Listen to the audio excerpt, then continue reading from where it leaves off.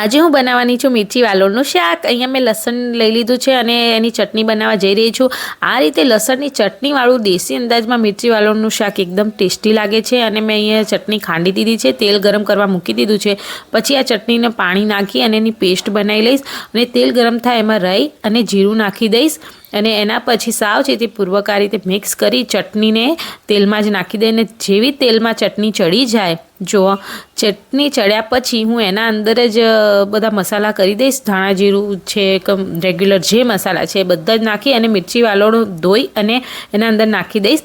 જો મિર્ચી વાલોળ મેં અહીંયા નોર્મલ કટિંગ કરેલી છે, તમને જેવી ગમે એવી તમે નોર્મલ કટિંગ કરી શકો છો। અહીંયા મેં મીઠું નાખી અને આ જે ચટણી હતી લસણની એના અંદર જ હું મિર્ચી વાલોળને થવા દઈશ। જુઓ હવે હું ઢાંકીને ઉપરથી પાણી નાખી દઈશ, અંદર પાણી નહીં નાખું। આ રીતે સરસ વરાળે ચડી અને સરસ શાક થશે। જુઓ થોડું થોડું શાક ચડી રહ્યું છે અને વચ્ચે વચ્ચે હું એને જોઈ પણ રહી છું કે ચડ્યું કે નહીં, અને થોડું પાણી આ રીતે ઉપર જે થાળીમાં ગરમ થયું એ નાખી અને થવા દઈશું। હવે શાક ચડી ગયું છે તો હું એ ટમેટું એક કટિંગ કરી અને ટમેટું નાખી દઈશું।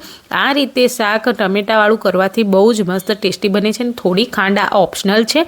અને જુઓ શાક બનીને એકદમ તૈયાર છે અને હું એને ઢાંકી દઈશ સાઈડમાં તેલ છૂટવા માટે। અને અહીંયા રોટલો બનવાની તૈયારી કરી છે। રોટલાના લોટમાં મેં પાણી નાખી દીધું છે અને મિક્સ કરી રહી છું અને આ રીતે સારી રીતે મસળી અને હું રોટલો બનાવવાની તૈયારી કરી રહી છું। મેં પહેલાં પણ વિડીયો મૂક્યા છે રોટલો બનાવવાના અને જોવા હું લોયો વાળીને રેડી કરી દીધો છે અને હું અટામણ સાથે આ રીતે ઓરસિયા પર રોટલાને સારી રીતે વણી લઈશ। જુઓ એકદમ પ્રોપર શેપ આપ્યો છે આ વખતે તો।